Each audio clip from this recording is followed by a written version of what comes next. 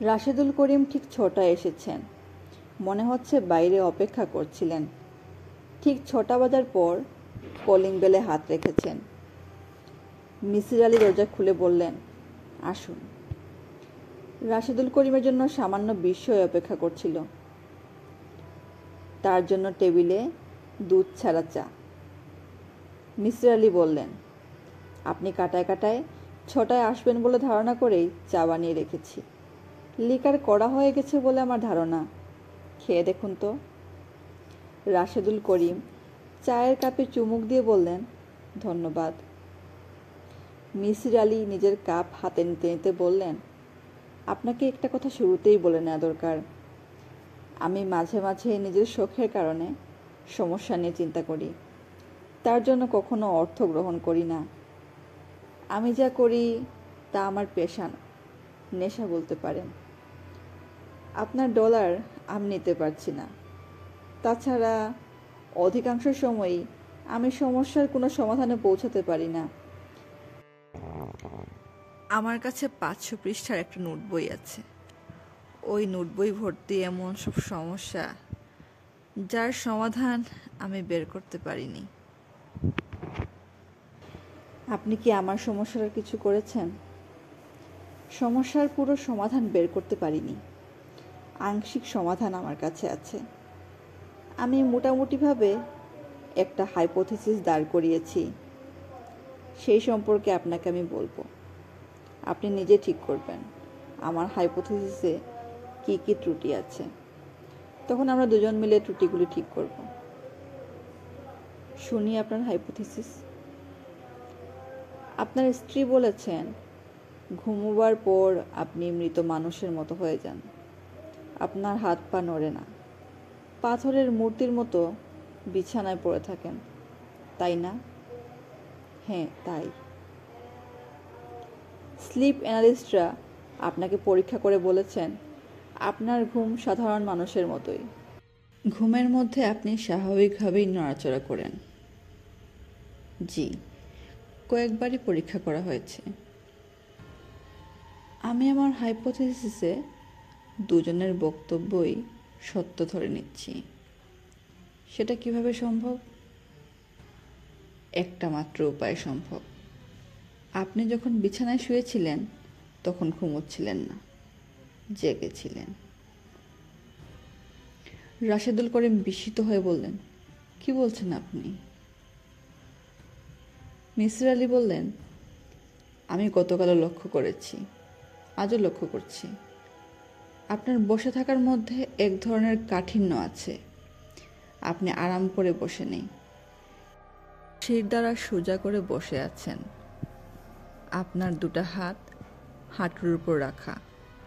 দীর্ঘ সময় চলে গেছে আপনি একবারও হাত বা পা নাড়াননি, অথচ স্বাভাবিকভাবেই আমরা হাত পা নাড়ি, কেউ কেউ পা নাচান।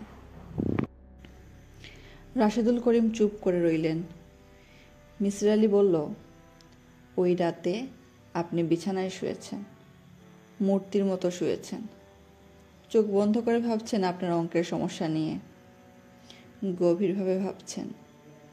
মানুষ যখন গভীরভাবে কিছু ভাবে তখন এক ধরনের ট্রান্স স্টেটে ভাবজগতে চলে যায়। গভীরভাবে কিছু ভাবা হচ্ছে এক ধরনের মেডিটেশন। রাশেদুল করিম সাহেব, জি। অঙ্ক নিয়ে ওই ধরনের গভীর চিন্তা কি আপনি প্রায়ই করেন না? জি, করি। আপনি কি লক্ষ্য করেছেন এই সময় আশেপাশে কি ঘটছে তা আপনার খেয়াল থাকে না? লক্ষ্য করেছি। আপনি নিশ্চয়ই আরও লক্ষ্য করেছেন যে এই অবস্থায় আপনি ঘন্টার পর ঘন্টা পার করে দিচ্ছেন। লক্ষ্য করেননি? করেছি। তাহলে আমি আমার হাইপোথিসিসে ফিরে আসি। আপনি বিছানায় শুয়ে আছেন। আপনার মাথায় অঙ্কের জটিল সমস্যা। আপনি ভাবছেন আর ভাবছেন। আপনার হাত পা নড়ছে না। নিঃশ্বাস এত ধীরে পড়ছে যে মনে হচ্ছে আপনি মৃত। রাশেদুল করিম সাহেব সানগ্লাস খুলে এক দৃষ্টিতে তাকিয়ে রইলেন। মিসির আলি বললেন, ভালো কথা। আপনি কি লেফট হ্যান্ডেড পারসন, নেটা? ভদ্রলোক বিস্মিত হয়ে বললেন, হ্যাঁ, কেন বলুন তো? আমার হাইপোথিসিসের জন্য আপনার লেফট হ্যান্ডেড পারসন হওয়া খুবই প্রয়োজন। কেন? বলছি। তার আগে শুরুতে যা বলছিলাম সেখানে ফিরে যাই। দৃশ্যটি আপনি দয়া করে কল্পনা করুন। আপনি এক ধরনের ট্রান্স অবস্থায় আছেন। আপনার স্ত্রী জেগে আছেন, ভীত চোখে আপনাকে দেখছেন। আপনার এই অবস্থার সঙ্গে তার পরিচয় নেই। তিনি ভয়ে অস্থির হয়ে গেলেন। তার ধারণা হলো আপনি মারা গেছেন। তিনি আপনার গায়ে হাত দিয়ে আরও ভয় পেয়ে গেলেন, কারণ আপনার গা হিম শীতল। গা হিম শীতল হবে কেন? মানুষ যখন গভীর ট্রান্স স্টেটে চলে যায় তখন তার হার্টবিট কমে যায়, নিঃশ্বাস প্রশ্বাস ধীর বয়, শরীরের টেম্পারেচার 2 থেকে 3 ডিগ্রি পর্যন্ত নেমে যায়। এইটুক নেমে যাওয়া মানে অনেকখানি নেমে যাওয়া। যাই হোক, আপনার স্ত্রী আপনার গায়ে হাত দেওয়ার কিছুক্ষণের মধ্যেই আপনি তাকালেন, কিন্তু এক চোখ মেলে, বা চোখে। ডান চোখটি তখনও বন্ধ। কেন? ব্যাখ্যা করছি। রাইট হ্যান্ডেড পারসন যারা আছে তাদের এক চোখ বন্ধ করে অন্য চোখে তাকাতে বললে তারা বা চোখ বন্ধ করে ডান চোখে তাকাবে। ডান চোখ বন্ধ করে বা চোখে তাকানো তাদের পক্ষে সম্ভব নয়।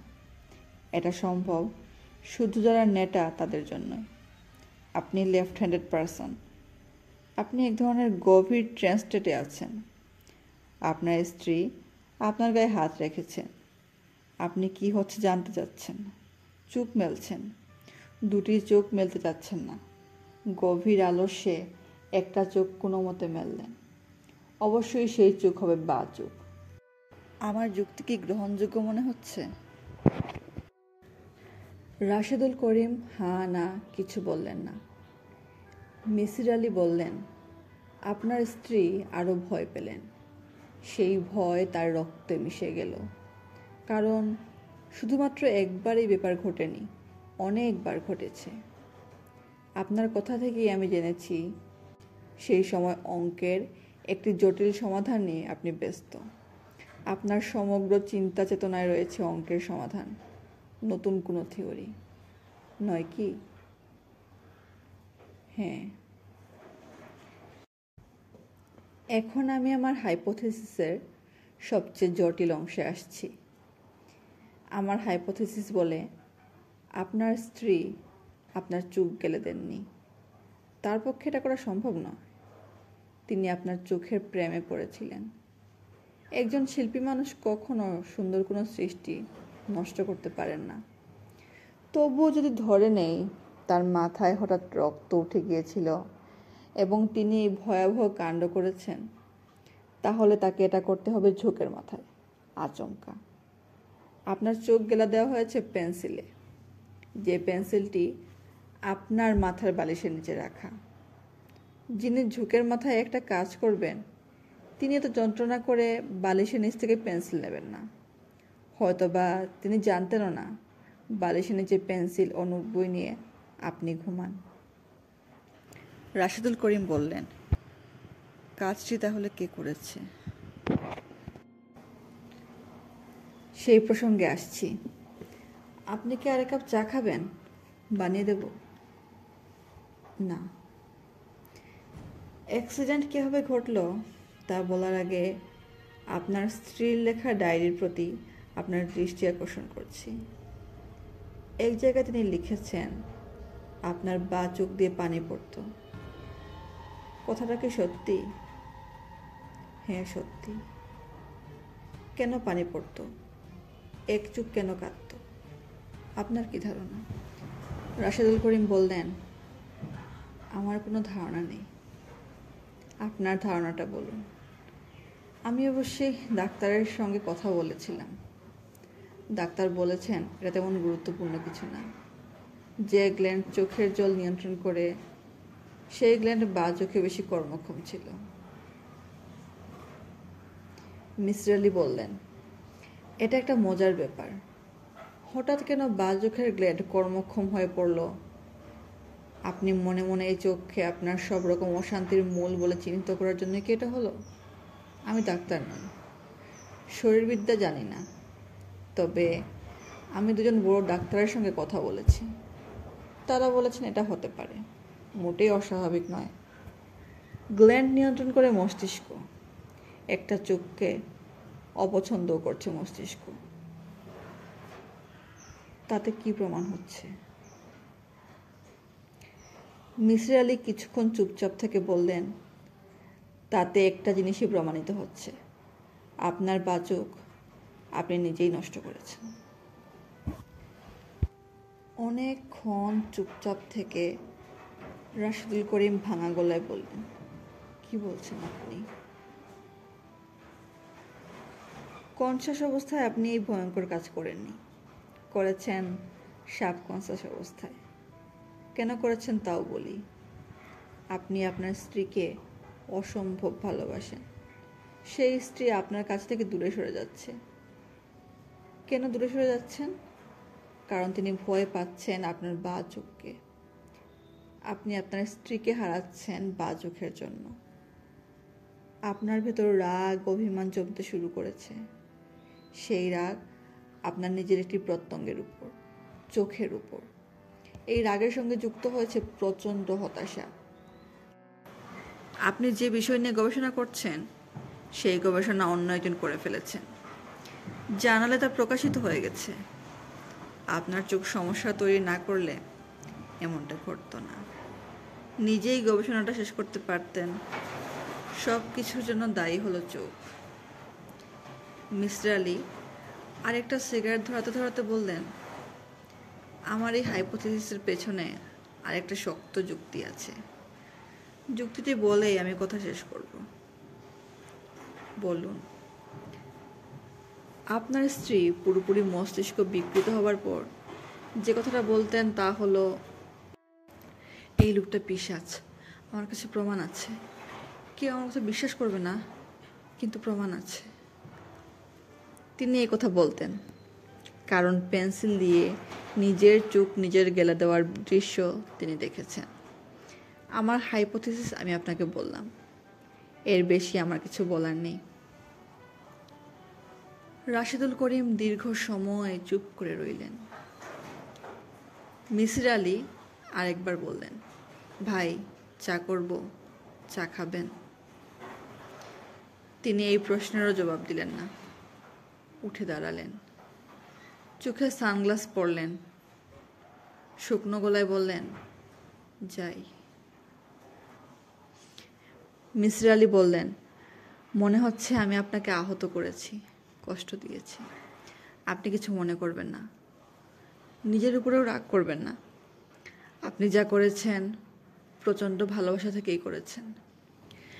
রাশেদুল করিম হাত বাড়িয়ে মিসির আলির হাত ধরে ফেলে বললেন, আমার স্ত্রী বেঁচে থাকলে তার সঙ্গে আপনার পরিচয় করিয়ে দিতাম। আপনি দেখতেন সে কি চমৎকার একটা মেয়ে ছিল, এবং সেও দেখত আপনি কত অসাধারণ একজন মানুষ। ওই দুর্ঘটনার পর জুডির প্রতি তীব্র ঘৃণা নিয়ে আমি বেঁচেছিলাম। আপনি এই অন্যায় ঘৃণা থেকে তাকে মুক্তি দিয়েছেন। জুডির হয়ে আমি আপনাকে ধন্যবাদ জানাচ্ছি। ভদ্রলোকের গলা ধরে এলো। তিনি চোখ থেকে সানগ্লাস খুলে ফেলে বললেন, মিসির আলি সাহেব ভাই, দেখুন আমার দুটি চোখ থেকে এখন পানি পড়ছে। চোখ পাথরের হলেও চোখের অস্ত্রগ্রন্থি এখনো কার্যক্ষম। 20 বছর পর এই ঘটনা ঘটল। আচ্ছা ভাই, যাই। 2 মাস পর আমেরিকা থেকে বিমান ডাকে মিসির আলি বড় একটা প্যাকেট পেলেন। সেই প্যাকেটে জল রঙে আঁকা একটা চেরি গাছের ছবি, অপূর্ব ছবি। ছবির সঙ্গে একটি নোট। রাশেদুল করিম সাহেব লিখেছেন, আমার সবচেয়ে প্রিয় জিনিসটি আপনাকে দিতে যাচ্ছিলাম। এই ছবিটির চেয়ে প্রিয় কিছু এই মুহূর্তে আমার কাছে নেই।